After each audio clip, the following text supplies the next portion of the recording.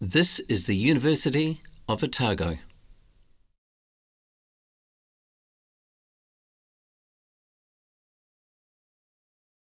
Good evening. My name is Harlene Hain, and I am the Vice Chancellor here at the University of Otago, and it is with great pleasure that I welcome you to this inaugural professorial lecture.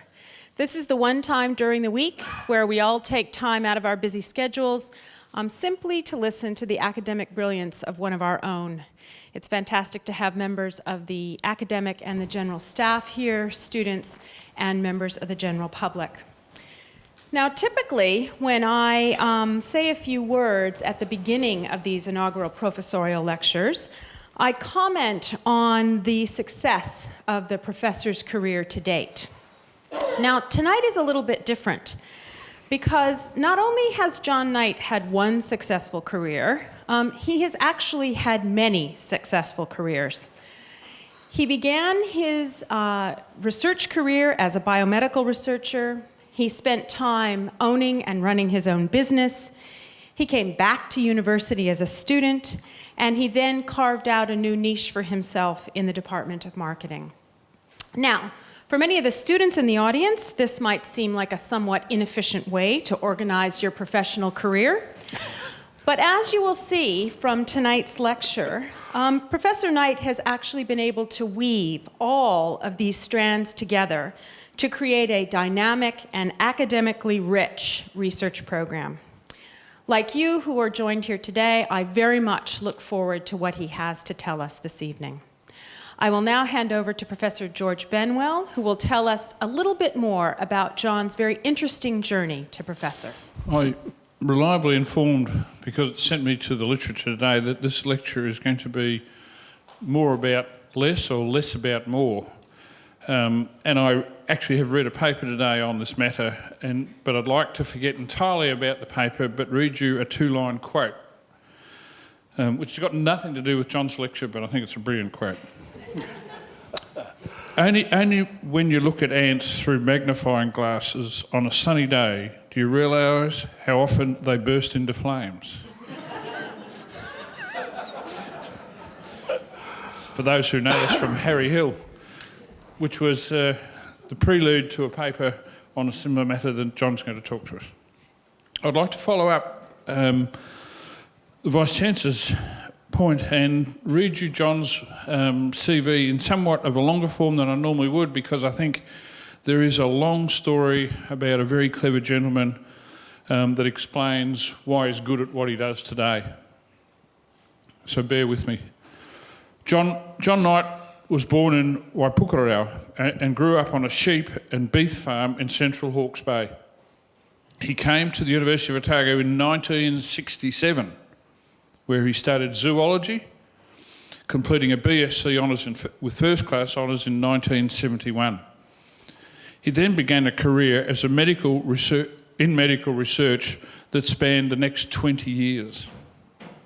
In 1978, John completed his PhD on the genetic bias of autoimmune diseases in inbred strains of mice, while working in the autoimmunity research unit at the Otago Medical School.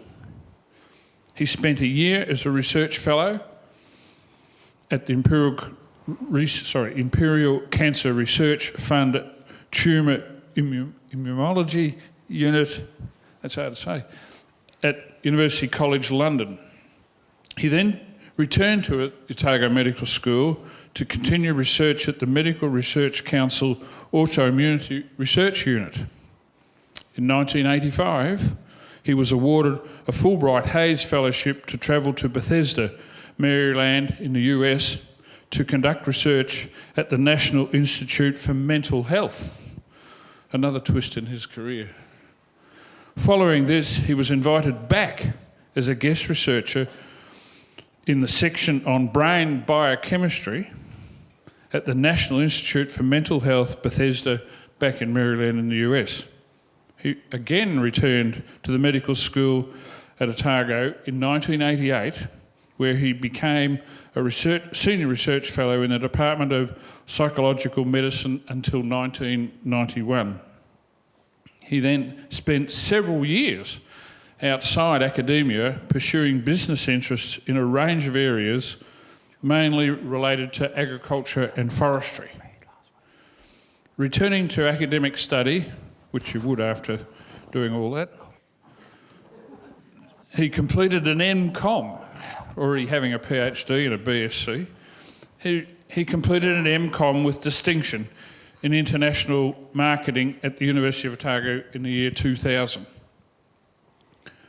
From there, he joined the academic staff of another department here at the university, this time the marketing department, first as a senior teaching fellow and then as a lecturer in 2001. He was promoted to senior lecturer in 2006, associate professor in 2008, and we're very pleased to say to a full professor in 2014. Professor Knight has published approximately 100 journal articles, book chapters, reports, and peer-reviewed conference papers. Of particular note are his peer-reviewed papers in very high-impact journals, for example, Lancet and so on. During his second academic career in the marketing department at the University of Otago, he has published in leading business journals and he has also published in leading food and food science related journals. John Knight's aim has been to conduct research that is of practical benefit to New Zealand and of interest to industry. As a result, he is in demand not only here at the university with students, but also by industry and the popular press. Vice-Chancellor, Deputy Vice-Chancellor, ladies and gentlemen, it is my pleasure to introduce to you, to speak to us tonight, Professor John Knight.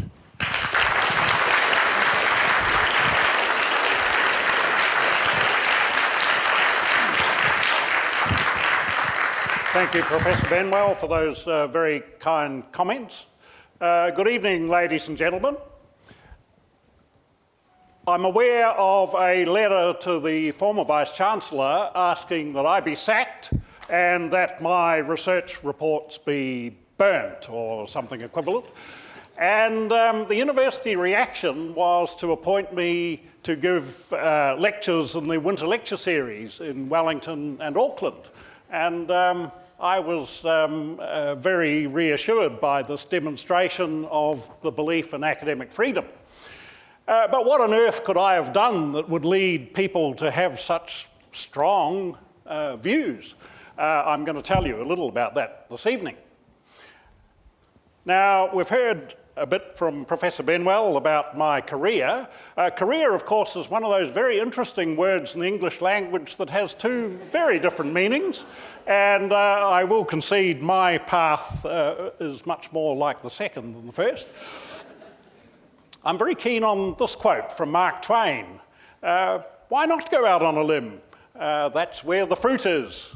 And I have tried to practice this in my academic life, and perhaps in my other life as well. Okay, we've heard I worked for a couple of decades with Duncan Adams in the Autoimmunity Research Unit, and I'm absolutely delighted that Duncan is here in the audience tonight. Duncan discovered the thyroid-stimulating antibodies, which occur in patients with Graves' disease, autoimmune thyrotoxicosis. And my wife, Alison, did her PhD on these autoantibodies. Duncan showed amazing tenacity in spending more than a couple of decades proving that those autoantibodies are the causative agent of that disease. He showed a direct link between levels of those thyroid-stimulating antibodies and the symptoms of that disease, severity of symptoms. And I once read a comment by Sir Richard Bayliss, who was physician to the Queen. He regarded this discovery as of such importance that he believed Adams and Purvis should have been awarded the Nobel Prize. Now, the work I did with Duncan concerned, as we've heard, genetic basis of autoimmune disease in mice. And we published results of this in various well-ranked medical journals. Duncan taught me the meaning of self-belief, really. And I like this quote from Henry Ford. I think it says a lot. As we've heard, I spent a year at University College London, and perhaps the most noteworthy thing was meeting Jeremy Bentham. Now, some of you may know, Jeremy Bentham was a co-founder of University College, and he founded a branch of philosophy called utilitarianism. His belief was that maximising utility is the correct course of action. Greatest happiness for the greatest number. How the heck did I meet him? Well, in order to maximise utility, when Bentham died, he decreed that he be dissected in public for popular benefit, and that he be embalmed and put in a box. And here he is. And apparently on auspicious occasions, they wheel him into Senate, where he's recorded as present but not voting.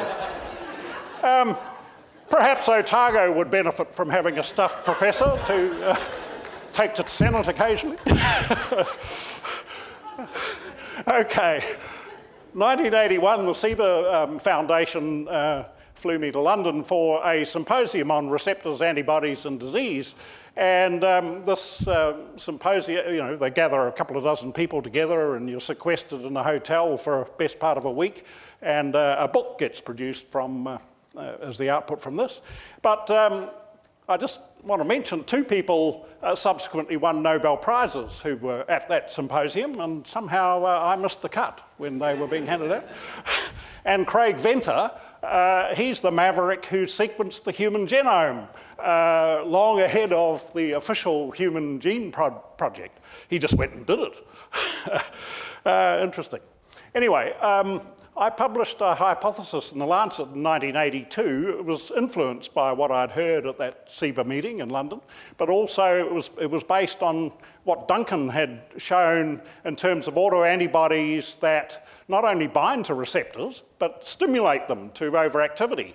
What was known about schizophrenia is there appeared to be overactivity in certain dopamine pathways in the brain, but there was no mechanism for why this was occurring. And what I postulated was that perhaps there were receptor-stimulating antibodies at work. Now, the reason for mentioning this is it came to the notice of this crazy woman, I would have to say, co-discoverer of the opiate receptors, Candace Pert, the late Candace Pert. She just died a few months ago. Working with her was very interesting, I would have to say. Sorry, I missed a step. She wrote to me and said, why don't you come to the NIH and help me discover the cause of schizophrenia? So that's how I came to spend 2 and a bit years working in this huge brick building, Building 10 at the NIH. I well remember one day I was giving a departmental seminar and I noticed a photographer snapping away at the back of the room. I thought, what's going on here? And next day, a full-page feature in the Washington Post about me, and I hadn't really discovered anything then. So one of my roles, because my work revolved around human brain receptors, one of the roles I had was providing human brain material. And of course, finding donors is not always easy. So I would phone the district examiner at Baltimore and Washington, DC, and occasionally they'd have a suitable candidate, and I'd put a box of dry ice in the back of the car and zip down the freeway and turn up at the morgue, and eventually a whole brain would be produced and put in the box, and I'd drive away. I never signed a piece of paper, never a receipt, not a document. And as I'm completing 18 or 20 page ethics approval forms to go and ask people a few innocent questions, I do reflect on this and think, what might have been? I've no idea whether it's still like that at the NIH, but the name NIH certainly opened doors that you would not expect. The most important work I did at the NIH concerned antibodies against influenza viruses. And I got to collaborate with Robert Webster, who recently gave a graduation address at this university. In fact, he was awarded an honorary doctorate, wasn't he? we tested a whole lot of antisera that had been raised against different strains of influenza virus for reactivity with human brain receptors. And we found 3 strains of influenza virus that generated antibodies that reacted with a particular brain protein. And all of these were H1N1 strains. So, you know, the Great Flu pandemic of 1918, the New Jersey 76 pandemic, and a more recent one. Now, this work, which we published in PNAS, has become somewhat noteworthy in the last couple of years because of the reoccurrence of H1N1 epidemics. Actually, it was during that time in Washington that I developed an interest in international marketing. I was horrified to see that in the supermarket, New Zealand fruit, apples particularly, were being tipped into a bin on display along with South African and Chilean fruit all mixed together. And found this quite extraordinary. And at the time, New Zealand had a very high profile because of our anti-nuclear ships policy, and also the America's Cup was running. And so even more shocking, these display trays, when they were empty of New Zealand fruit, they would refill them with somebody else's fruit. And I thought, there must be a better way than this. So I wrote to the New Zealand ambassador, who was Sir Wallace Rowling, former Prime Minister, and suggested that perhaps little stickers could be put on New Zealand apples, as was being done with bananas at the time.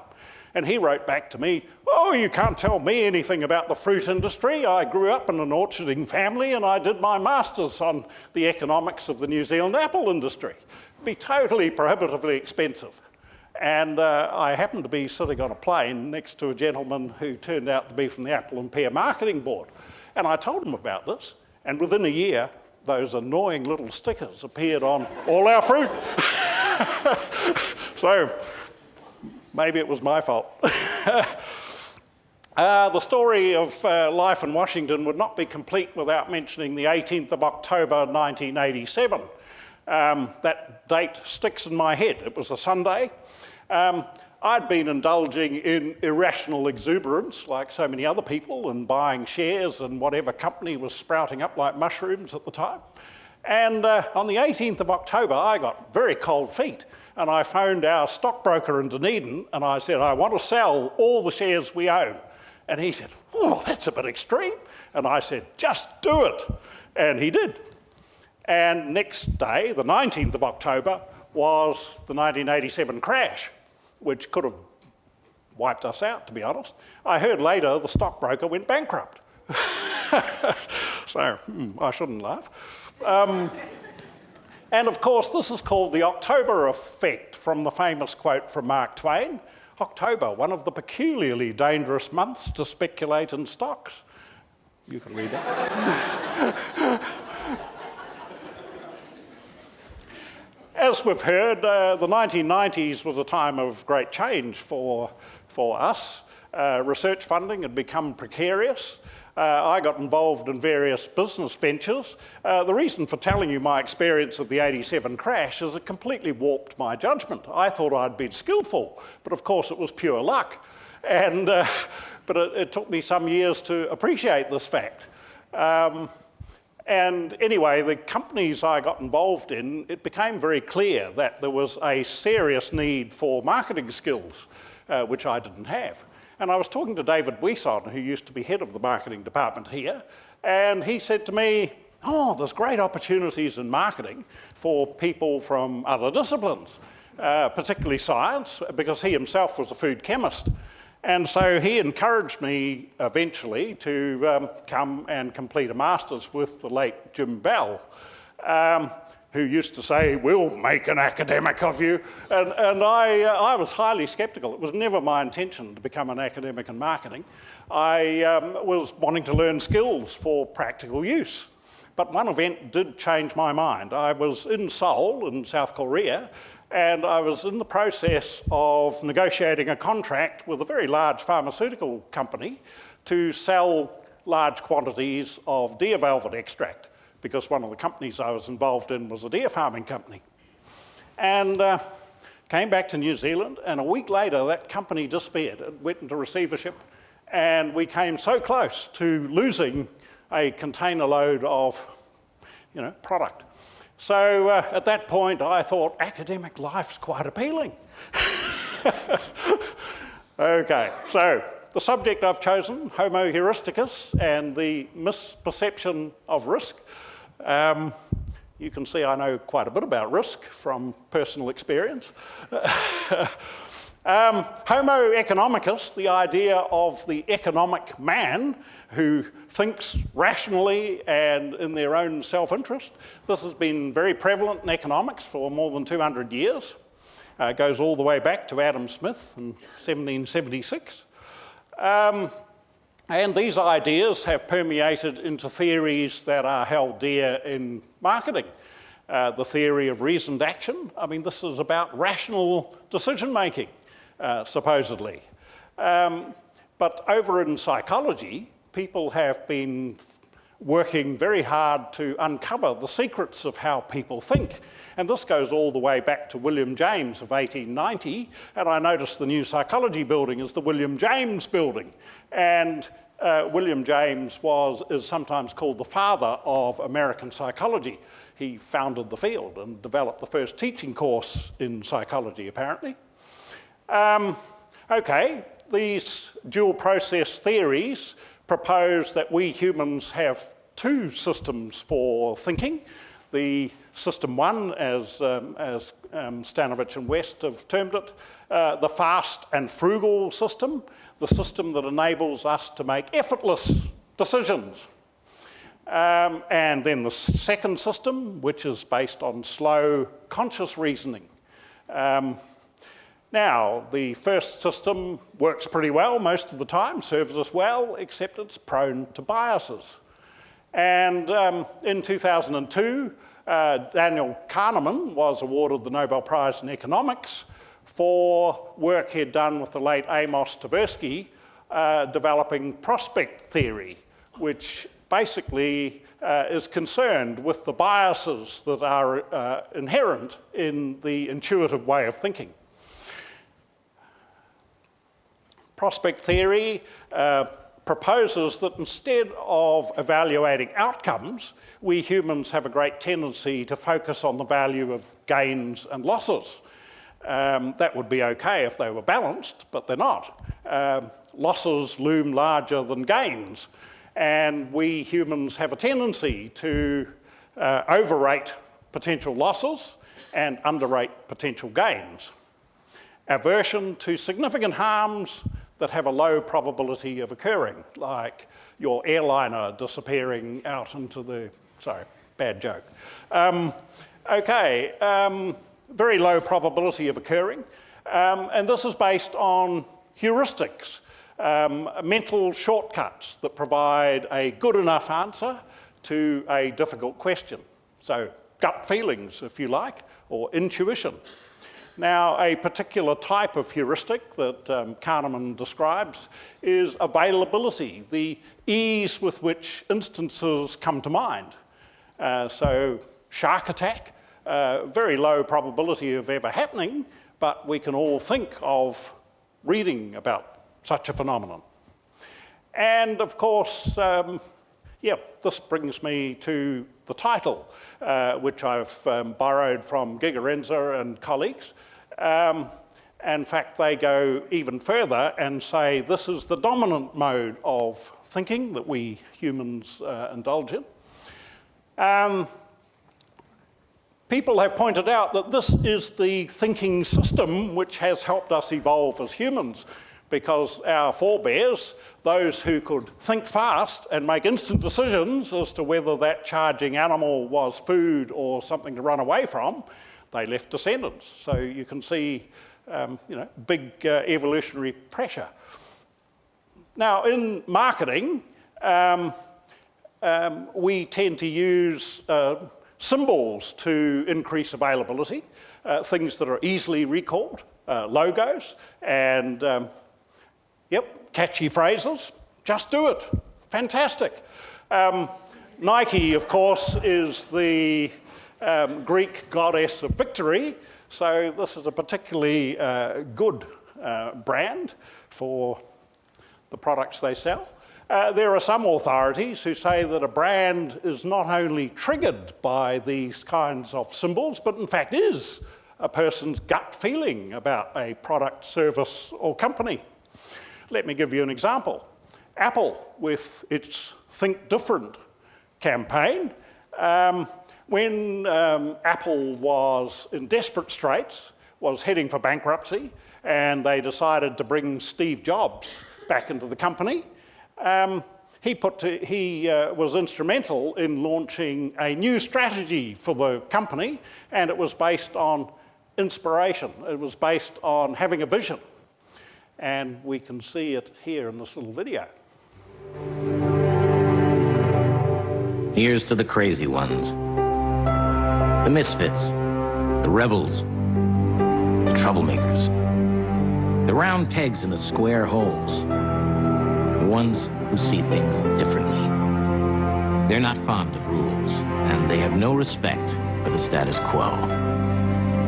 You can quote them, disagree with them, glorify or vilify them, but the only thing you can't do is ignore them, because they change things. They push the human race forward. And while some may see them as the crazy ones, we see genius. Because the people who are crazy enough to think they can change the world are the ones who do.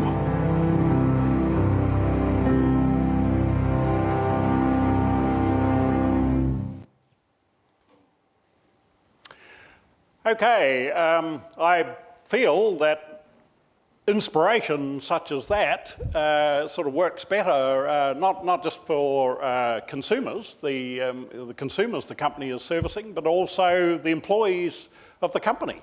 That new strategy was instrumental in getting Apple to perform way beyond anyone's expectations, and it eventually became the most valuable company in the world from near bankruptcy. An amazing transformation. Now, we have applied these Homo Heuristicus concepts in various lines of research, work on country image and factors that may damage it. And in particular, I've done work with colleagues on the perceived impact of genetic modification as a technology on country image. We've also done work particularly with my close colleague Hongji Gao, who used to be here but is now at Victoria University in Wellington, on the milk powder crisis in China, where we've evaluated the way in which consumers in China see different milk powder brands in that under those conditions of extreme uncertainty that have prevailed there. And a director from Fonterra has told me that the board has found this work we've done extremely valuable and helpful in understanding consumer responses. Genetic modification I'm going to turn to now. The first genetically modified product approved for human use was human insulin, recombinant human insulin in 1982. Since that product came on the market, it has transformed the lives of insulin-dependent diabetics the world over. The first field release of transgenic plants in 1987, I recently met the scientist who was in charge of that field release.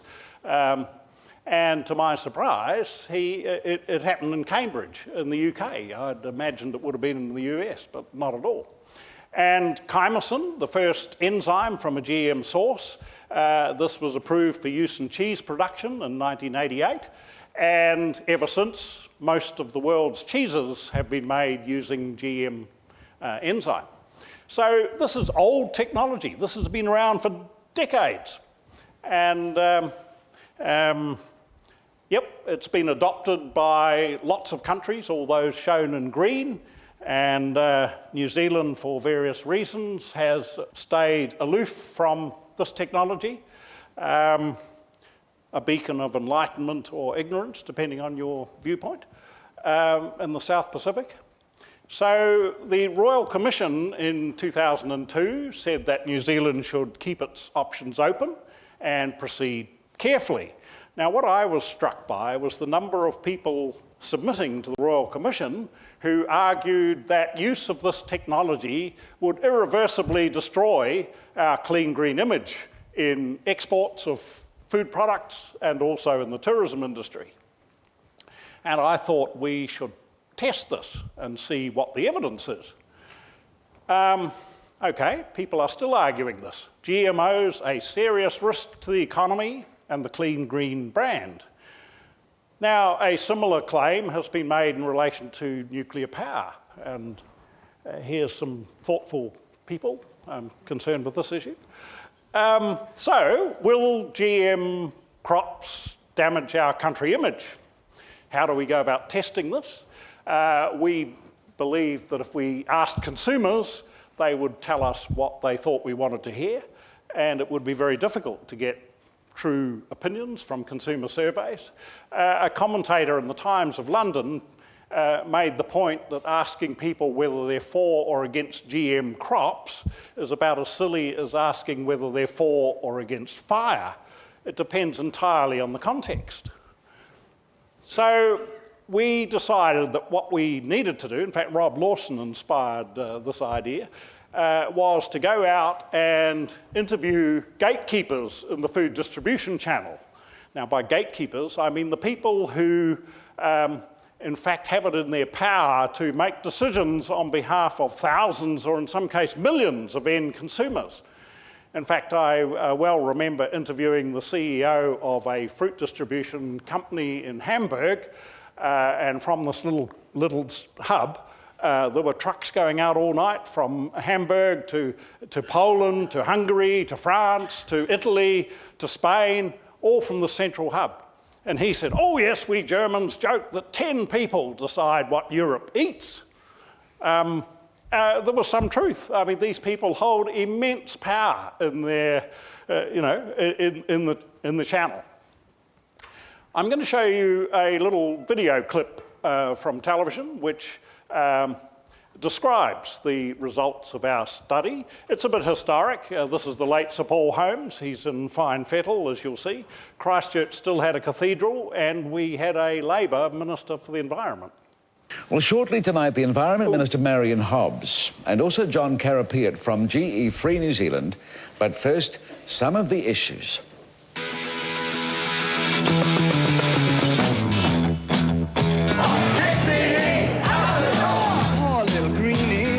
Once we agreed to the commercial release of GM crops in New Zealand, the genie is out of the bottle. But what about the overall possible damage to the clean green image? This is the big worry members of the public have. You know, that as soon as they find out around the world that we've released genetically modified organisms into the environment, our clean green image is damaged. Have you done any formal assessments of that?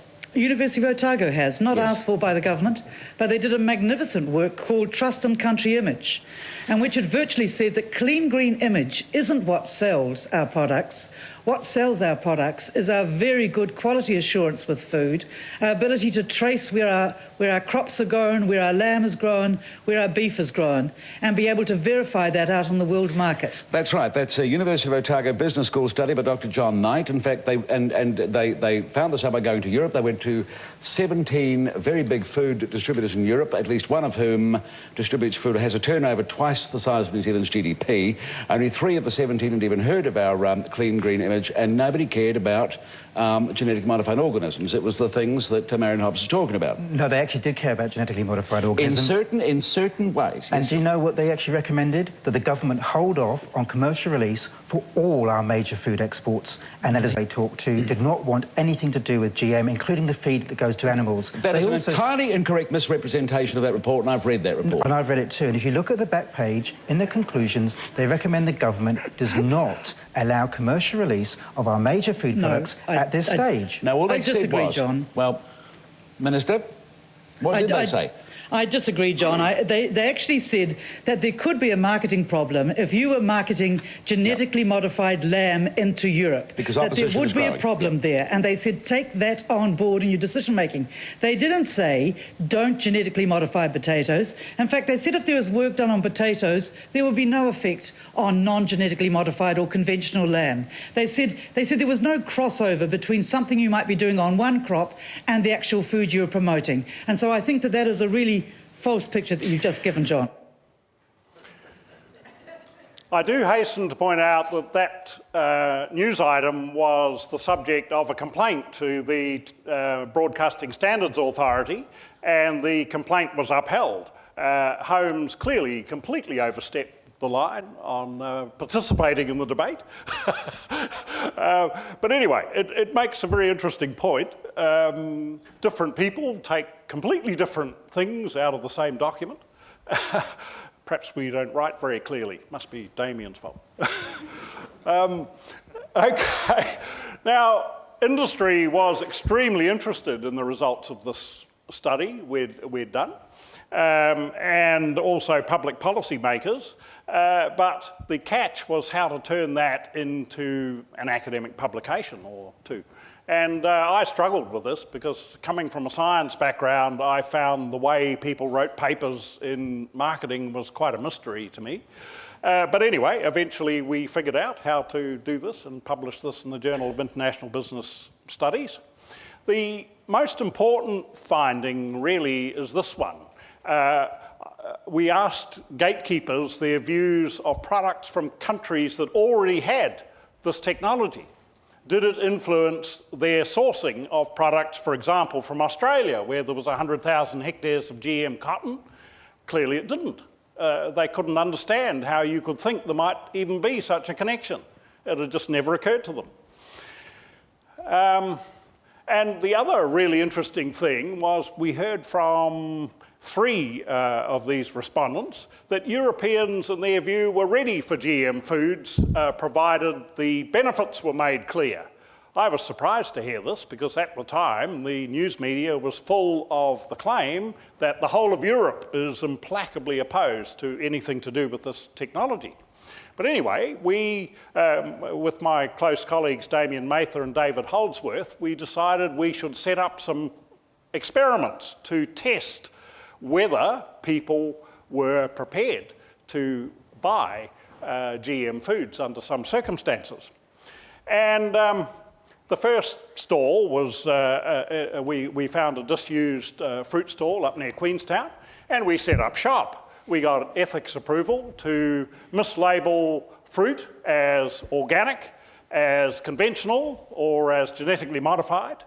3 different price levels, the prevailing market price, and then 15% above and 15% below. And we changed the labels every 50 customers.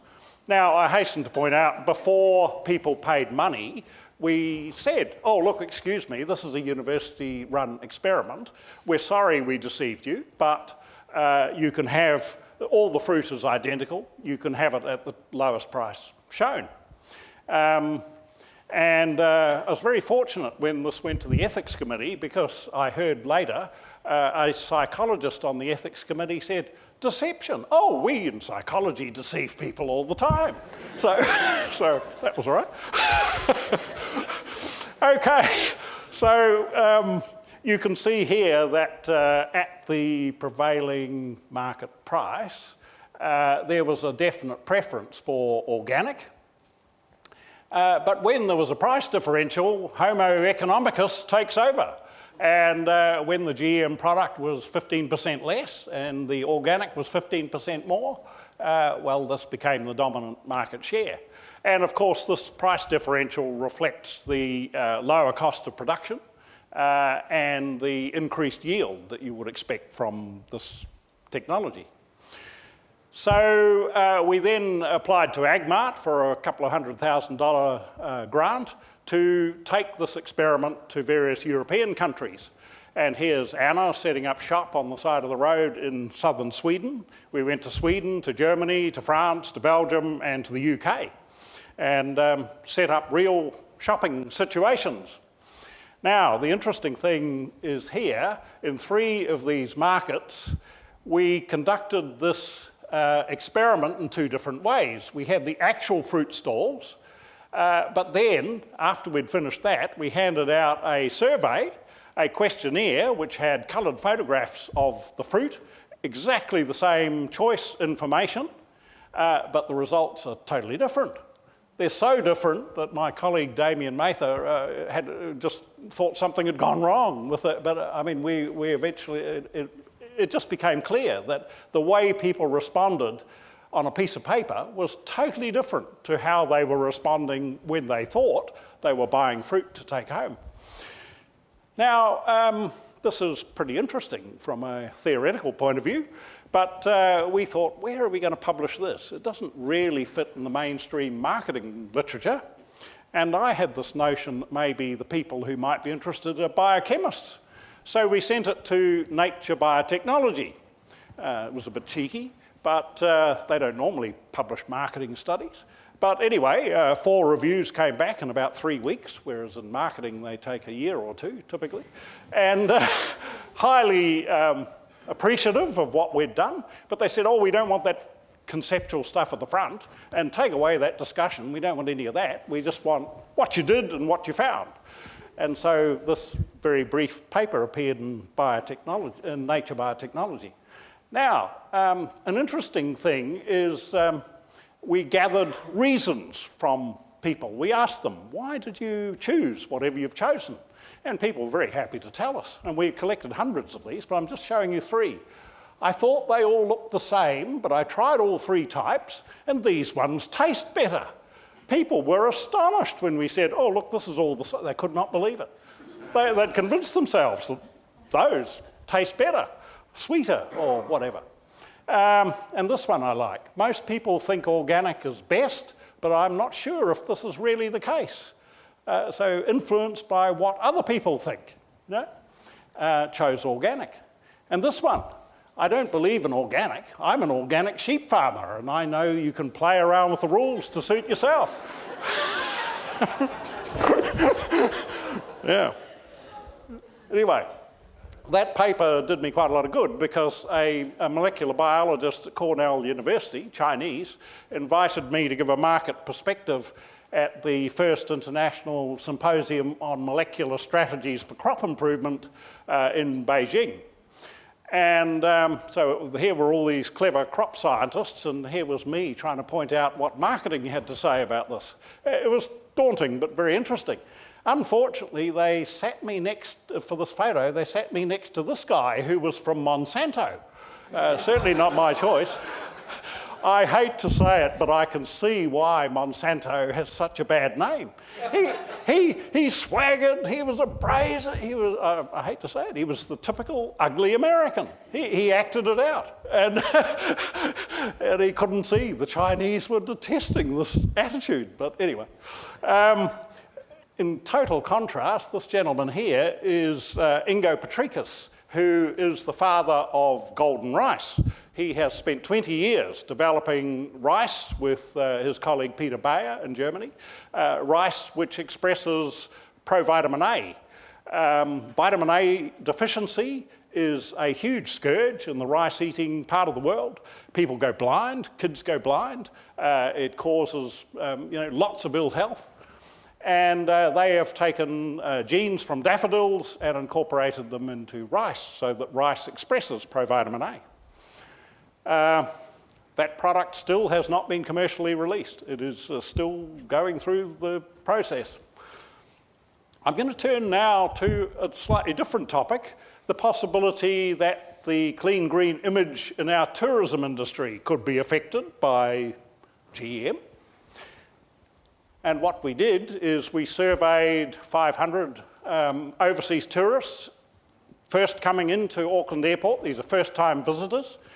We wanted to deflect the attention away from New Zealand initially. So we asked them to nominate a country they'd previously visited that they considered most similar to New Zealand. And then the students would refer to a chart which listed which ones had nuclear power and which ones had GM crops and which had both. and they would ask them questions based on this information. So what we found is 1.3%, a tiny number, would definitely not visit that country again if now that you tell me they have nuclear power.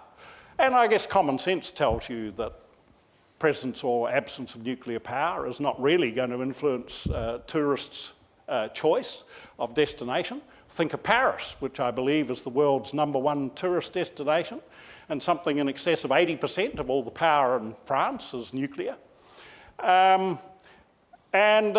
We tested this with GM crops, and an even smaller percentage indicated they would definitely not visit that country again, knowing now that they grow GM crops. So we then turned it to New Zealand. Impact of controversial technology on travel to New Zealand. And people are indicating on a 6-point scale would definitely not revisit New Zealand if nuclear power, 1%. GM pine trees, about the same. GM drought-tolerant ryegrass. We tested lots and lots of different scenarios, and we intermingled factory farming and various other things so that there was not a focus on GM. We didn't want people to realise that that was the main focus of the survey. But it just makes it very clear that it doesn't enter into people's thinking when they're deciding about where to visit or whether to revisit. But look at this. When we asked about beliefs regarding the acceptability of the technology, you find about half the sample did not think nuclear power was an acceptable technology, and about half thought genetic modification is not an acceptable technology. But there's a disconnect between thinking the technology is acceptable and conceding that it would influence your purchasing intent. So what is the big issue with GM? Is it about safety? Is it a fear of science? Is it a fear of new technology, neophobia? Or is it what many scientists call the deficit model? Is it basically ignorance of the process? Well, Mark Linus was a leading anti-GMO activist in Europe. He was busy writing articles for The Guardian by day and going out on nocturnal expeditions destroying GM field trials. Quite an extraordinary character. But he's had a complete turnaround, and he gave an address to the Oxford Farming Conference where he conceded that this was explicitly an anti-science movement. He confessed that he had never, and all the time he was an activist, he had never read a peer-reviewed scientific article about safety of GM crops. It just wasn't something he was interested in. So I think that's quite revealing. But anyway, there have been heaps and heaps of safety reviews, and essentially they all seem to show the same thing. Here's the UK Royal Society of Medicine. GM foods eaten by millions of people worldwide for over 15 years with no reports of ill effects. European Commission, GMOs are not more risky than conventional plant breeding technologies. So if GM foods are safe, how can market resistance to this technology be explained? Well, we can go back to this paper by Starr in Science in 1969, where he asked the question, how safe is safe enough? And what he's plotted here is fatalities per person per hour of exposure on that axis and awareness of benefit on this axis. Now, if you like riding a bicycle to work, as I do, you're off the scale in that direction. You think it's great benefit, but actually it's quite dangerous. And GM crops, well, it's pretty clear that they're off the scale in the other direction. They're safer than nuclear power, which has an extremely low frequency of fatalities, despite the public perception. And the way in which we humans perceive risk has been studied a lot in psychology, and this is Paul Slovic, who's written a major book on the subject called Perception of Risk. And he points out that when you get up in this quadrant, where risks are not observable, unknown to science, maybe don't exist at all. Maybe there are no risks. But, you know, when you're getting up into this area, people have feelings of dread. The thought that if this did happen, it could be catastrophic. When you get up into this quadrant, then that's when people have feelings of outrage that they are doing this to me and I have no control over it. This is an interesting illustration, I think. Here we have an incidence of organic bean sprouts causing quite a large number of deaths, 31 deaths, contamination in organic bean sprouts. If you were to ask the average person which they thought was riskier, organic bean sprouts or living somewhere near a nuclear power station, they would immediately think of Chernobyl, perhaps, and that would be rated as extremely scary. It's interesting, the death toll was identical in the two incidents. So it's partly the impact of framing. We've tested reaction to words like genetic and modification and engineering. When I was doing work in China with Hongji Gao, we heard that the literal translation for the term genetic modification conjured up impressions of cancer, uncontrolled spread, and the term itself is extremely scary. Kahneman points out that the appeal of a bowl of cherries is completely destroyed by one cockroach, whereas the appeal of a bowl of cockroaches is not redeemed at all by one cherry.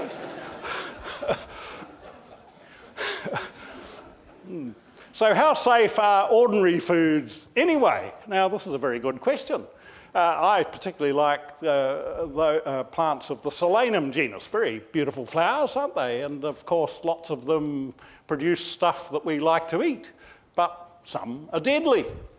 And it's been pointed out that if the potato were to be introduced as a novel food today, it would not be approved because of potentially toxic compounds. The potato. Actually, when potatoes were introduced into Europe, the French in particular were highly sceptical, and it took some decades for the potato to be accepted as a food, except for pigs. There's a very interesting book written by a leading American legal authority named Cass Sunstein, professor at the University of Chicago, but he's been President Obama's chief legal advisor, I think. And he's written this book, The Laws of Fear, Beyond the Precautionary Principle. The precautionary principle is much quoted in Europe as the principle that you should not do anything unless you have proven it's absolutely safe. And of course this is near impossible to do often. But Sunstein documents innovations that would not have been allowed if the precautionary principle had applied. And there are lots of things that we take for granted. I mean, some would say automobiles, well, we should never have allowed them anyway. But I've been thinking about this and thinking, actually, I could put bicycle on that list. Do you think of the early penny farthing bicycles? I believe they would not have passed the precautionary principle test either. Right, so opportunities we might be foregoing in New Zealand by having this preoccupation with risk and underestimating potential benefit. This is dear to my heart because actually this explains why I came to do research in this area. Pest control. I have been very concerned about our habit of tipping large amounts of toxins out of aircraft and hoping we're doing a good thing. 1080, New Zealand uses 95%, I think it is, of world production of 1080. We tip that out of aircraft and it's pretty indiscriminate.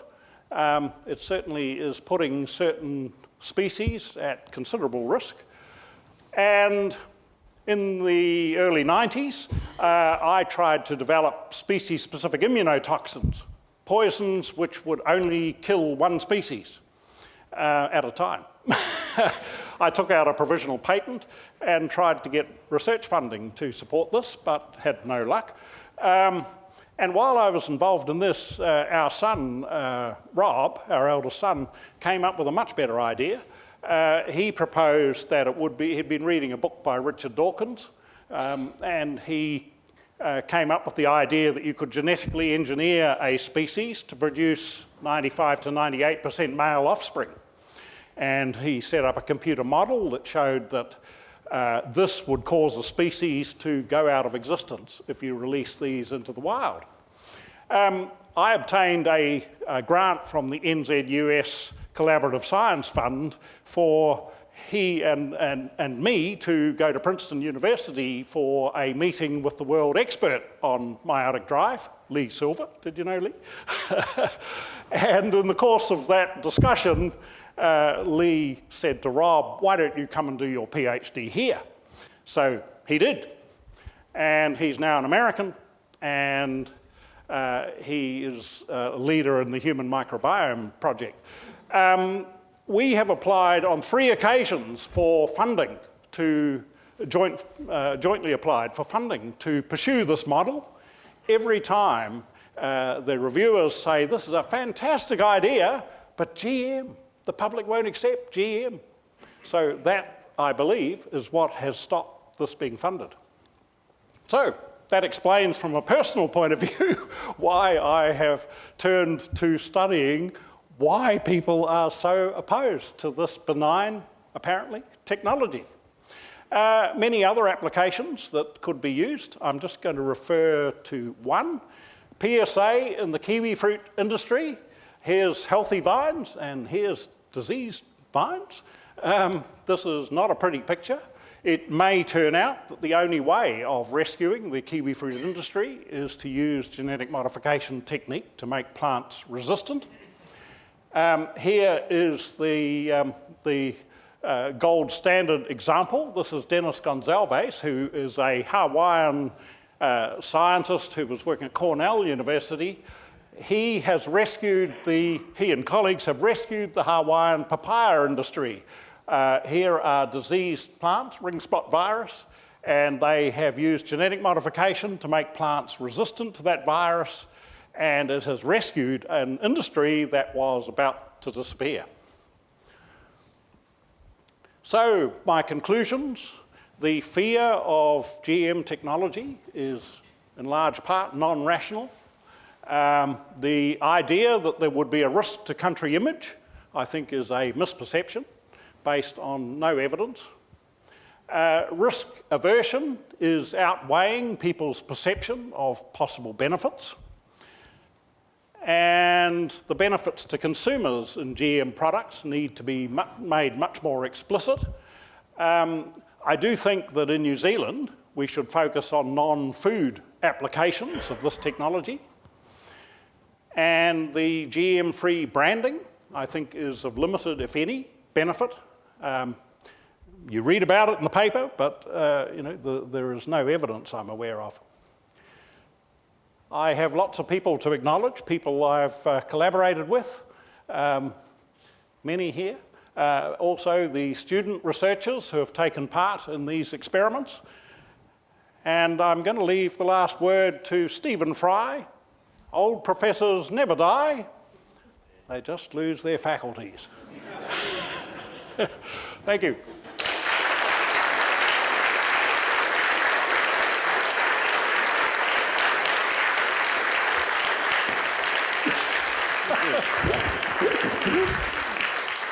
Well, and thank you all for coming. It's kind of hard to follow that, I guess. But one of the things I've always been interested in is, well, what makes a professor? I don't mean genetically. What actually contributes to the elevated status that leads someone to John's position? And I've worked in a number of institutions where I found it quite difficult to work out how that came about. However, in this case, there is no doubt why someone with John's eclectic, expansive, comprehensive, tenacious interest in pretty much anything would lead to his position of authority and experience and status and respect that I think has led him to this position now. Now, there's a couple of things I think I'd just like to comment on throughout John's presentation. I was thinking earlier on that we probably got John in his kind of fading years after his outstanding chemical background. However, now I'm thinking we probably have him in his prime. So I'm assuming there was some genetic modification going on there that we're not too sure of. And also, John and Ali, who produced Rob, who's at Princeton, without any help from other sources. So obviously genetic modification isn't the only way forward, is it? I was interested to see that Hawaiian reference. John and Ali produced an amazing Hawaiian cocktail at the last head of department's cocktail evening, so that obviously his chemical background has come in particularly there. But one of the things I've always found both engaging but also disconcerting about John is that he is ruthless. If ruthless can be seen in a good, positive way, I'm seeing it as ruthless and a positive way. He takes nothing for granted.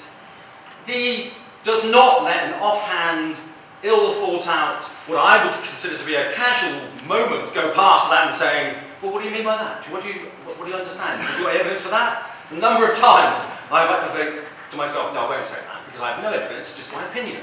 And here he is lauding the idea of think differently. Go out beyond everybody else. So there's a slight irony in there for me, I think. But certainly he is not someone you can ignore. He's not ignorable.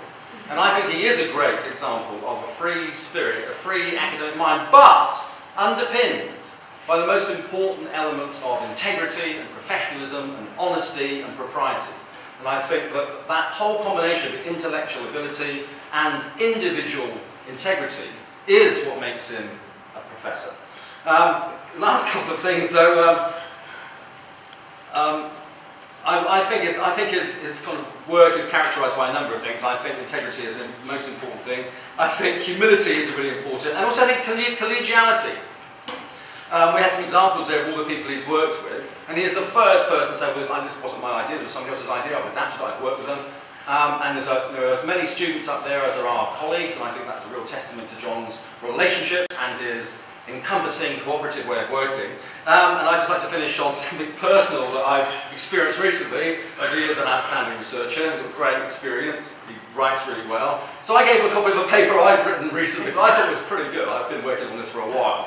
But I recognised his style. It's quite endearing, but it's also kind of scary. Like, he pulls you in thinking, yes, you do have something to say, and then he says quite quietly, actually, that's rubbish. In the nicest possible way. Here's an example. So this is track change number 27 on what I thought was the top of the range paper that I've been working on. Comment number 1. I feel you are overstating this aspect slightly. Okay, that's fine. Comment number 2. I really feel you are going too far and revealing some kind of personal bias.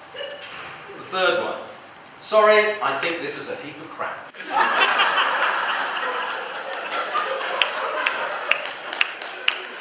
John does not mince words, ideas, he tells you how things are, and that is what we need in a university. We are a critic and a conscience of society. I think before you we have a great example of that, and on the department's behalf I'm very proud and privileged to work along someone so impressive. Thank you, Rob.